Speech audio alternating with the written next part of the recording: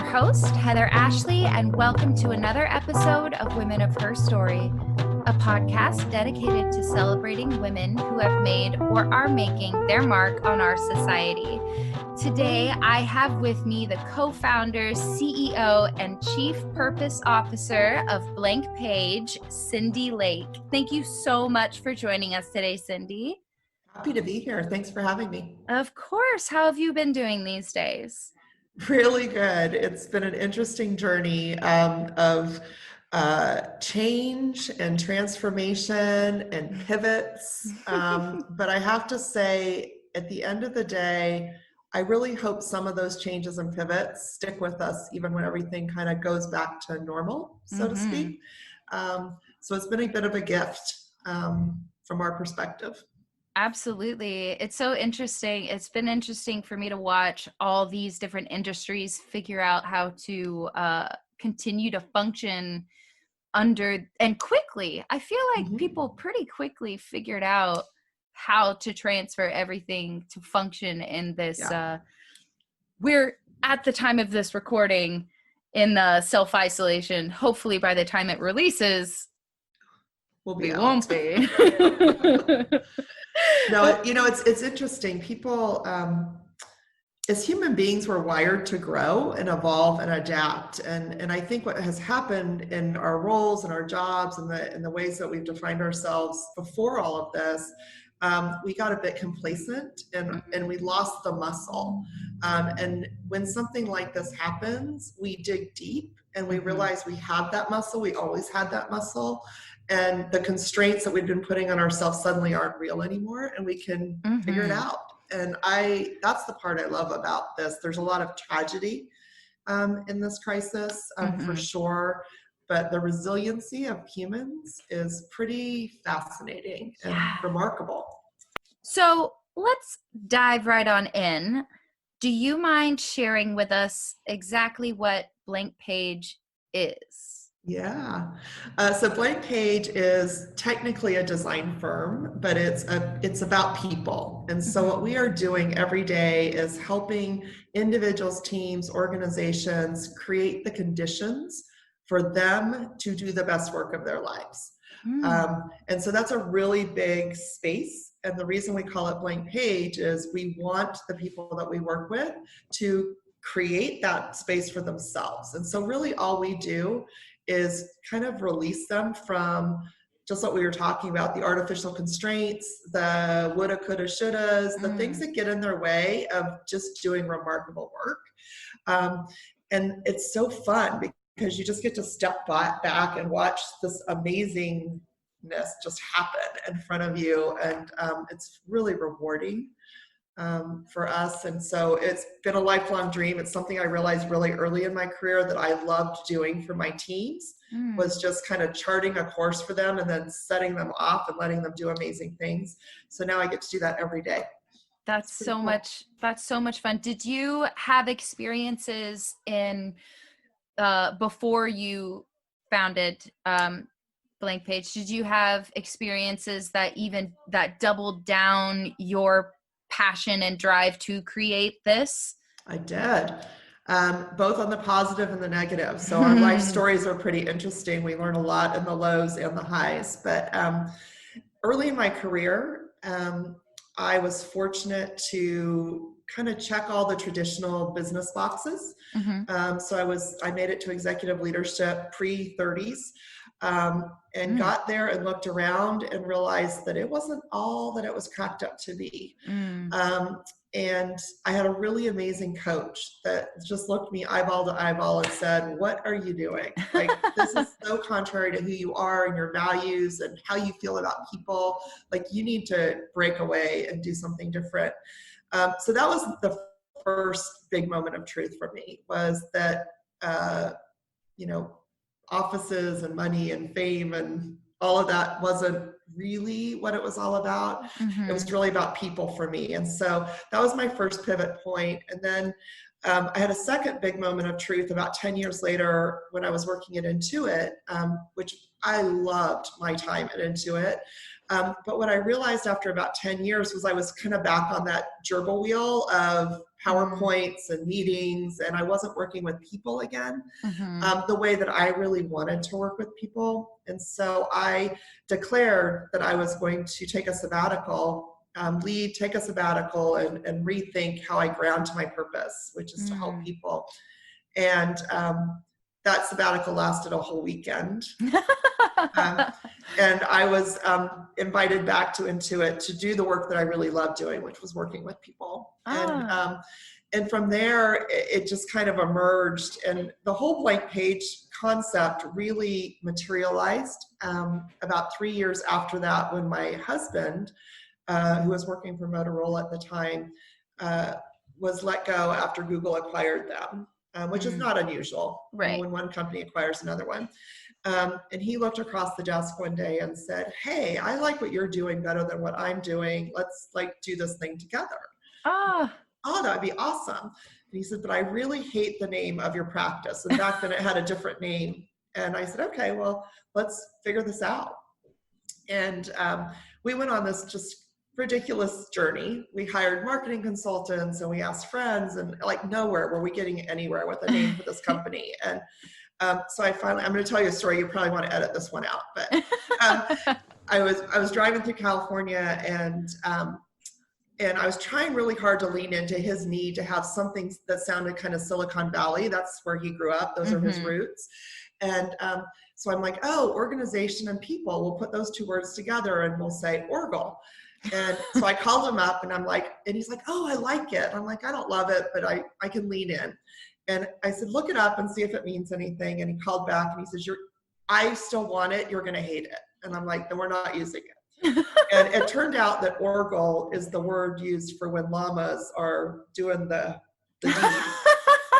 And I said to him, I'm like, look, there's no way I'm going to stand on a TEDx stage someday and have everyone Googling Orgle. It's just not going to happen.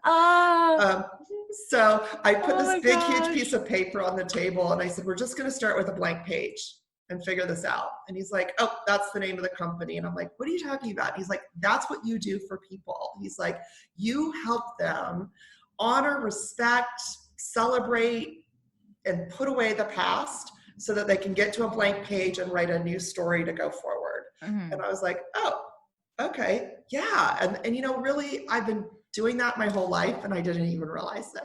Oh my gosh. And so, it's just a natural part of my DNA, which is probably why I find such joy in what we get to do. Yeah. That is hysterical. And I'm definitely leaving it in. That can't be edited out. That's hysterical. It's an interesting exercise in collaboration for sure. Oh my gosh. And also a lesson in probably Google made up words always, because you might think you made it up, but it probably means something else. Exactly. Oh my gosh. Did you encounter any particularly difficult moments while creating this business, this firm?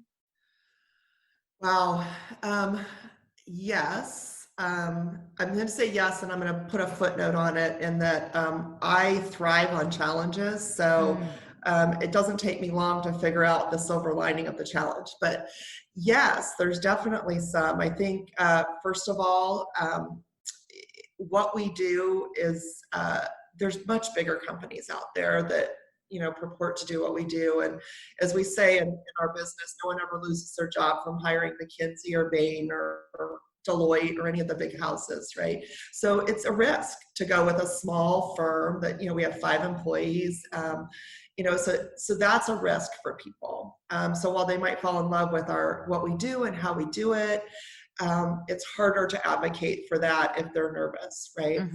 I think that was the first thing. The second thing is we're a family business. And so as we brought in employees to a family dynamic, we had to be really thoughtful and intentional about what was the culture we wanted to create and how did we want to maintain that culture throughout everything that we do. So that was an interesting challenge. And then I think the third challenge was when we first started out, it was the Cyndee show. right? People were Mhm. buying Cyndee. They weren't buying Blank Page. Mm. And so from a scalability perspective, it got really interesting because it's like, well, I can't be in 3 places at one time. Yeah. And so that was a really interesting journey, and we've overcome those things, which has been really cool to watch. But they were real, they were tangible and real challenges for us being successful, and we had to be really careful about how we made decisions and what we chose. Mhm. Has it been everything that you thought it would be? For the most part, yes. I think the thing every day that I get up and want a little bit more of is we get a lot of feedback that says what we do makes such a difference. And so the question we're always asking every day is how can we get that to more people? Mhm. Right. And it's not even about money. It's about we truly want to give this stuff that we have to as many people as we can in the world. Um, and so that's the only thing that kind of quote unquote keeps me up at night is how do we do that? Like, how might we just, get it, roll it to the world so that the world can be the only thing we haven't cracked the code on. But we're working on it. Yeah. Do you ever feel unsure of yourself Every day. every day? Every day. How do you get through those moments of insecurity? I think for me, and I don't know that this is the healthiest way to get through those moments of insecurity, but for me, it's really immersing myself in something that I really genuinely care about, that I can Mm. be curious about, that I can be creative with, that I can exert a little bit of courage around, Mhm. and really have the commitment to stick through to the end on it. So figuring it out, right? There's a sense of accomplishment there that I still, in that moment, I'm like, that was cool. Then Mhm. when but then you walk away and you're like, well, is it that cool? you know? And so, that's my one strategy. My other strategy is I have a really great, tight little network. I'm a bit of an introvert, so I don't have hundreds of people, but I have a little circle. They're my personal board of directors who I really rely on to kind of gut check me, if you Mhm. will, that kind of hold the mirror up and go, really, you're going to play that tape because that Mm. tape's not accurate, Mhm. right? And so I really have honesty in my life and I need it because it's really easy for me to um, fall into almost that imposter syndrome or, I'm Yeah. not good enough or whatever, right? You Mhm. can tell a tale pretty quickly in your head. Mhm. Um, and so I really rely on that board of directors to just kind of say, not today. You're not going to go there. Yeah, yeah. Does it help having your husband and it being a family operate? It's small, you've got to tighten it, or does it transfer over into personal life sometimes? Is it tough Yeah. to keep them separate? It was at first, because at first we were doing it out of the house. And Mhm. so it was just omnipresent, right? The work was there, the house was there, everything was there, and it was really hard. Mhm. So about 2 years ago, we went ahead and bit the bullet and got a studio in downtown Austin. Mm. So we have a place to go where we do work and then we go home. And that has helped a ton because Mhm. there's boundaries there, right? And it bleeds a little bit, but not anything like it was before. Mhm. Actually working with my husband's the easiest component of the family business. He and I are so different that we're complementary. Mm. And so, he's just phenomenal at the process and the operations and the money and like all of that, which just allows me the freedom to be creative and to be Mhm. completely present with people. And so Mhm. those two things together go really well. The family dynamic that has been harder and a real journey for me is both my children work for the company as well. Mm. And so the mom boss dynamic, right, has been the one that has been and the first time my son called me Cyndee, I was like, what? You're like, like, excuse excuse me? you? But now I'm used to it. And now if he slips up and calls me mom, he's mortified, especially if it's in front of a client, right? So um, that one's been kind of interesting, but we've just had it's actually brought us closer because Mm. I've been able to have just really honest conversations that I probably wouldn't have had with them as a mom. Right. because I just see a whole different side and dimension of their life. So that's been pretty cool. But we do sometimes have a no work conversation rule. Yeah, I can see how that could happen at like a Christmas dinner or Thanksgiving dinner. Yeah, You're yeah, like, no work talk. that's Everyone right. else says no politics talk. You're like, no, That's right. no, nothing No about the work. firm. That's right. That's right. We have a no politics rule too, but What has been your most favorite thing about running your own business? I think the most favorite thing for me and running my own business is just the possibility. There are no constraints, Mm-hmm. right? I mean, there is an accountability to making good decisions and staying focused. But at the end of the day, anything's possible. Mm-hmm. And I really love that. I think the other thing that really is powerful for me is I'm a big believer in the power of smart. When you're running your own business, you get to make smart, fast decisions and learn quickly from them, and Mm-hmm. because you're taking fierce responsibility for them. Right. I think for me, if I were running my own business, I I do fine with authority, but but it's one of those things where I'm like, I'm my own boss, That's like, right. and but then on that same token, you have to say I am the boss, so all of it's on me, which I would not do well with. Well, it's interesting you bring that up because that's probably something that as you said that, it really jarred for me a thought that one of the things I love about my role in this firm is that it gives me a platform and the opportunity every day to also be my best self. Mm, Because I believe that being a role model is so important, because I believe in authenticity, um, it helps me be my best self too, right? And so, which mhm. is really interesting because get left to your own devices, it's easy to be inside out, right, as opposed to outside in. Right. And so I literally get this really cool opportunity. Like I coach people all over the world around, this is how you handle a difficult situation, and this is how you show compassion, and whatever the topic is, right? Hmm. But I have this sandbox every single day where I get to practice Yeah. those things explicitly.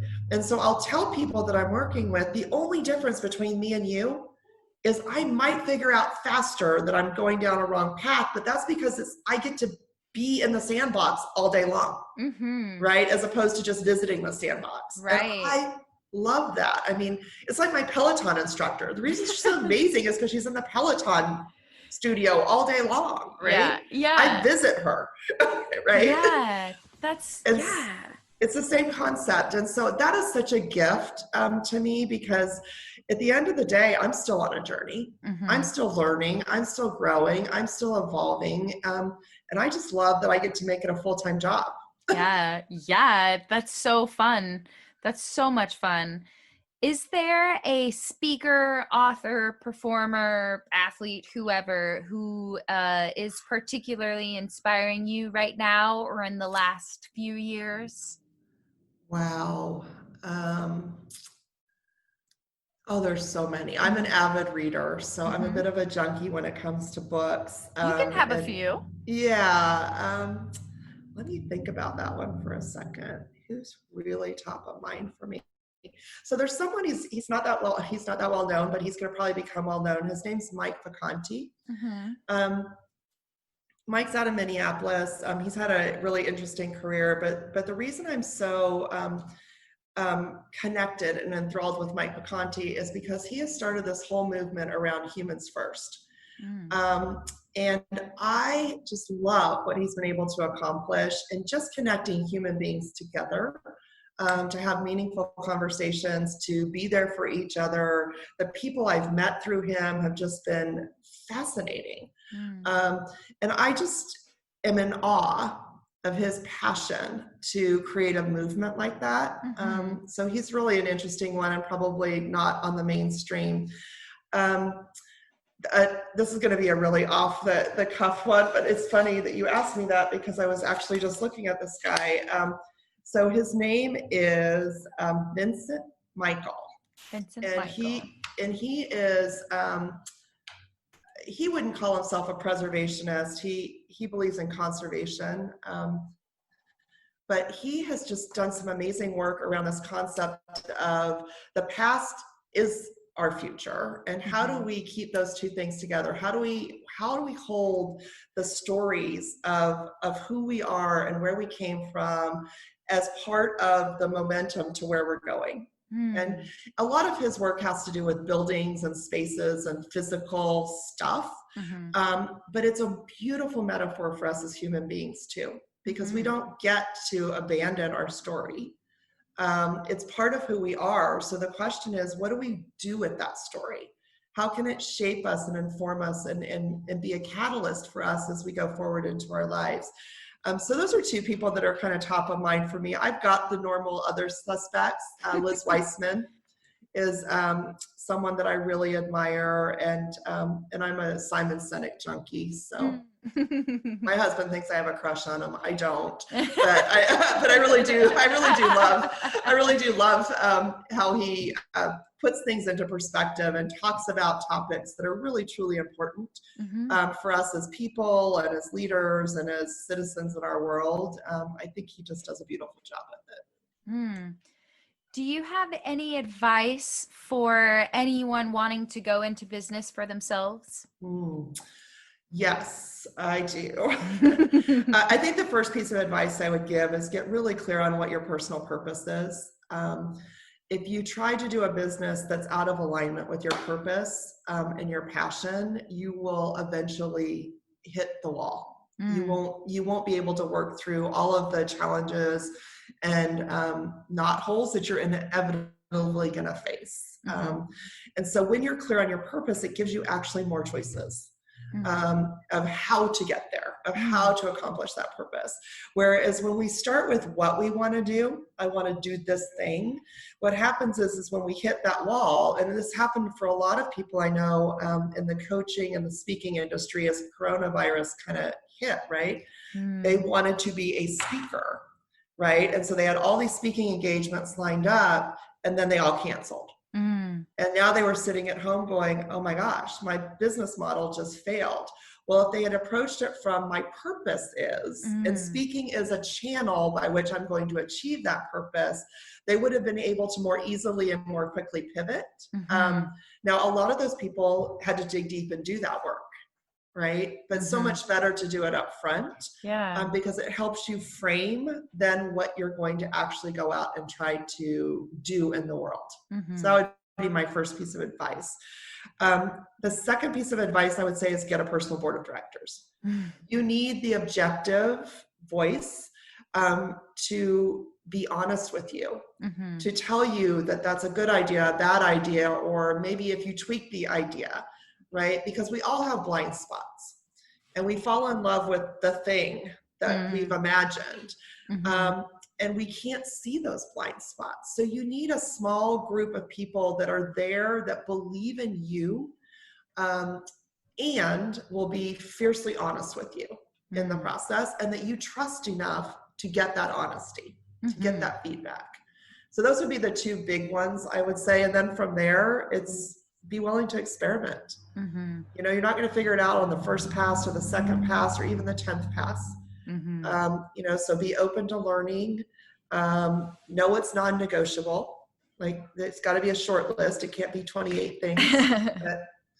And then just get up every day and turn the page and say, what am I going to accomplish today? Does that make sense? Yeah. Oh, I love that. And the way that you've presented the idea of what's the purpose, the mission statement, whatever, that kind of thing, rather than I want to be a speaker or like I want to be, you know, it transfers to literally any industry, whether or not you're even starting your own business. That is 100%. just that's like saying, I want to paint. It's like, Yep. okay, well, sure, but Right. why? Yeah. How? Are there other things that you can add in there? Yeah. You know, it's interesting. I was listening to one of your other conversations. I don't recall her name, and so I apologize, but she was a dancer. Um, and as I listened to her story about how she pivoted and adjusted and kind of found her heart song in all of it, right? Maddie, I think Maddie, Maddie. that's, yeah, that was it. You know, I was just really impressed with, you know, whether she knew it implicitly or explicitly or consciously or unconsciously, she had some connection to her core purpose. And Mm-hmm. that core purpose was what was driving her and giving her those choices that allowed her to create and design the life she wanted, not the life that she encountered, Mm-hmm. right? And I think that's really important. And I hope that younger people are getting that message sooner than later, because you can have an amazing life by accident. Mm-hmm. But imagine the life you could have if you did it by design. Right. And by Mm. design, that means you know the purpose and you know who you are and you're learning and you're growing. It doesn't mean your purpose won't evolve over time. Um, but most of us have a pretty good sense Mm-hmm. of where that pull is. And when we are aligned with the pull, a few things happen that are just magical. One, we're less stressed. So let's be honest, the world's stressful enough. So we don't need to add any artificial stress. We're more present because we're more engaged, we're more committed to it. And amazingly, that same 24 hours that we all get, we can get more done in because we're doing it with joy, we're doing it with purpose, we're in harmony, if you will, with what we should be doing in the universe. And I know that sounds kind of woo-woo, but that harmony is so important. And I'm intentionally not using the word balance because I don't think balance is real. Yeah. Oh, yeah. It's fleeting. It's Get. fleeting at best. But harmony is achievable, and we know instinctively when we're out of harmony, Mm-hmm. right? And so, what the other piece of advice I give to a lot of leaders and people that I work with is keep a journal. Take 5 minutes and reflect at the end of the day. When were you out of harmony? When were you in harmony? In those moments is your truth, Mm-hmm. right? So you need to find more moments of the harmony and less moments of not. Mm-hmm. And Mm-hmm. really take ownership of that on a daily basis so that you can figure out what you need to edit in order to get there. Mm-hmm.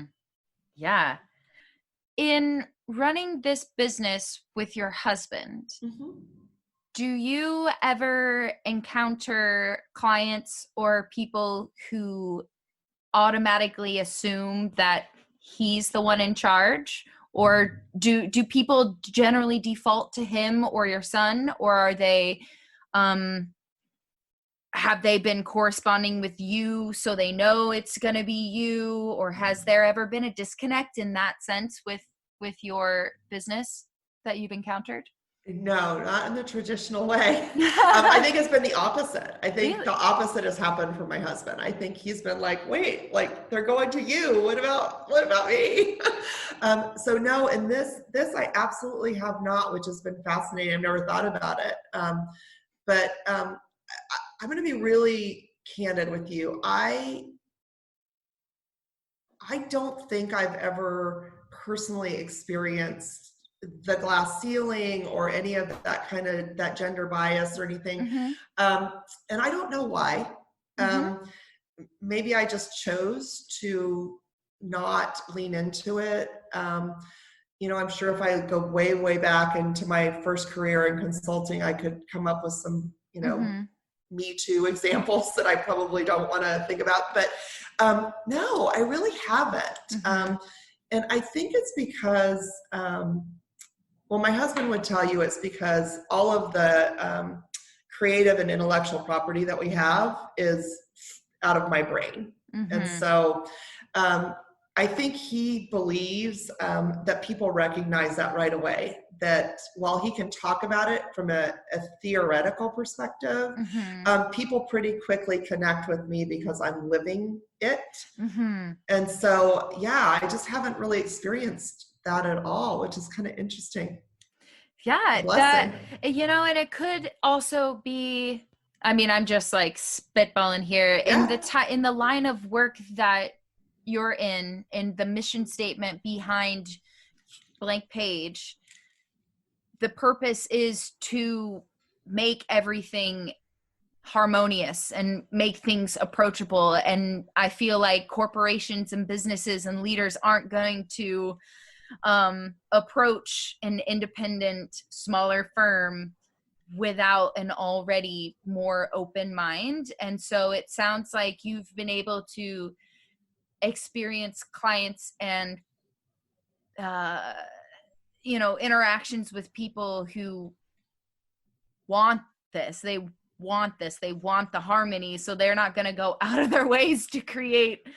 tension Yeah. and disconnect when they're already on the path to creating a better environment. You know what? I think you're spot on, Heather. You're 100% right. We work with people who want to be working with us.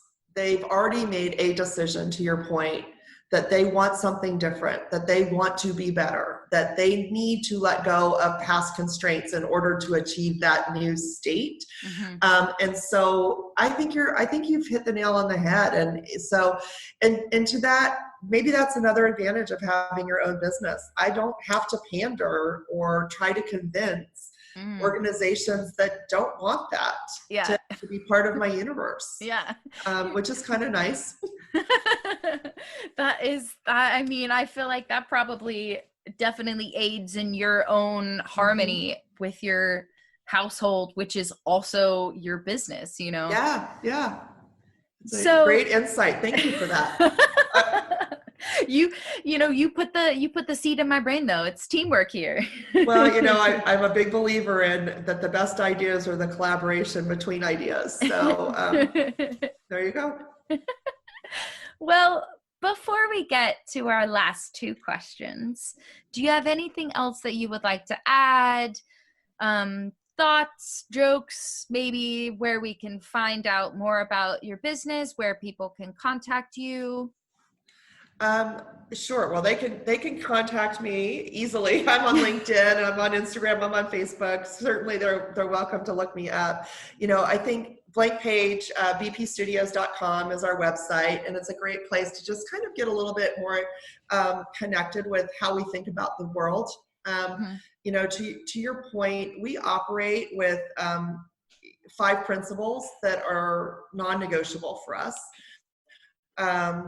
And those principles are founded in the space of curiosity, compassion, and creativity. And I think that if I could leave anything with your listeners, I would just say, lean in to being curious, lean in to your creativity. And in order to really activate it, you've got to find compassion. You have to find compassion for yourself, for others, for the world. And if you can do that, then you start to create the conditions for yourself to live your best life and be your best self. And then that ripple effect is really the magic, right? Because it's impossible if you're being your best self, to not have an impact on the person closest to you, and then so on and so forth. So that's kind of where we come from. We're just getting our blogs up and going. We have a really cool campaign that we're launching in a month called Fill the Page, where we're just going to invite the world to share their own definitions of, all of these words we throw around in the business world very casually, but what does culture mean to you? What does compassion mean? What do these things mean that we talk about all the time? So we just really want to invite the world in to become part of that conversation. So yeah, I'm excited for this podcast. Is one of the small little ripple effects that hopefully will get people thinking about things differently. So I ask the same last two questions to everyone that comes through the podcast. The first is, what is your second favorite color? Second favorite color is blue. Blue. What kind of blue? Kind of I almost wore it today. It's kind of a oh, aquamarine kind of Like in blue. between blue. Yeah, yeah. Why do you like that?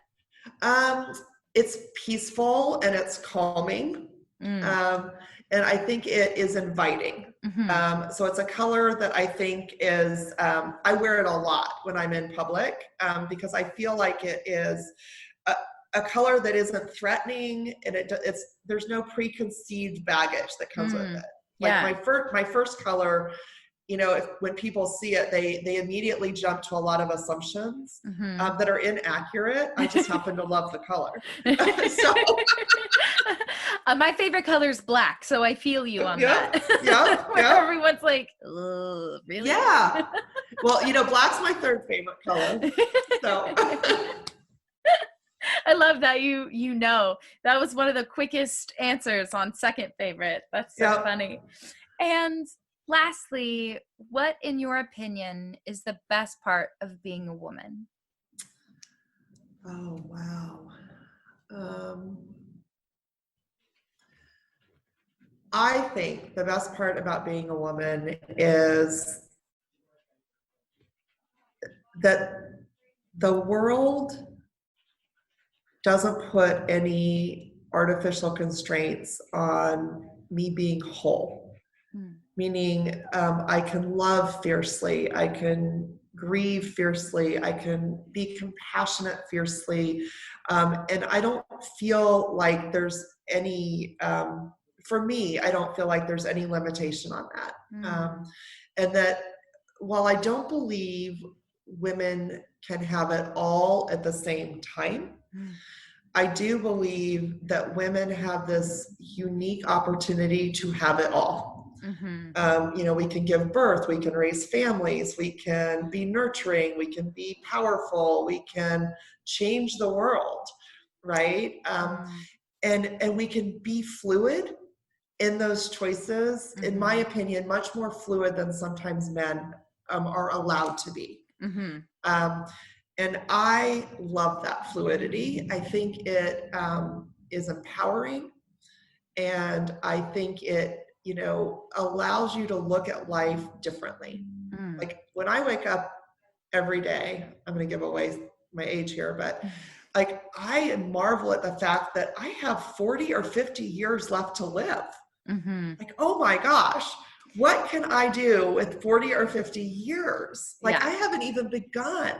Mm. And I feel like as a woman, because I get to play all of these different roles, Mm-hmm. that 40 or 50 years just is exciting, Yeah.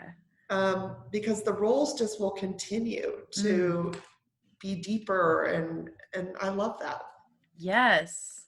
Especially, as as as humans get older, we obviously grow more insight into coming into the things that you want and you love, and then being able to look around as a woman and say and look at your children and your grandchildren and still be in this other part of your life that you're like, all right, I did the mom thing, I'm doing the Yep. grandmother thing, but at the same time I can also be like CEO bad bitch, like I Right. got it. Right. That's right. That's right. That's And it's really cool. And so I feel really blessed and fortunate. And I don't think I've even begun to tap into the power of who I am as a person. mm, Um, and I look forward to mm, continuing that journey. mhm, And so mm. I guess I should thank all the powerful role models I've had in my life for that. Yeah, that's a huge Not a lot thing. of not a lot of constraints when it came to what was possible in my world. That's awesome. I love that. Well, thank you so much for joining us today, Cyndee. I really appreciate what you're doing and trying to create healthier and happier, more successful work environments for everyone. I think that's a unique mission to have. And I I really love it. So thank you Thank so much you. for taking the time to sit down with us. Oh, it was my pleasure. I loved getting to know you, and and I'll keep following you. I really have enjoyed your podcast, so thank Oh, you. thank you. And thank you, listeners, for tuning in again. We at Women of Her Story can't tell you how much we appreciate you. Please, oh, please rate and review the show. It really helps the podcast grow and get noticed by more and more people so that everyone can be inspired by these incredible women that we get to talk to every week. You can follow us on Instagram at Women of Her Story Podcast, and you can also shoot us an email to womenofherstorypodcast@gmail.com. Until next week, be safe, stay healthy, and show the world what you're made of.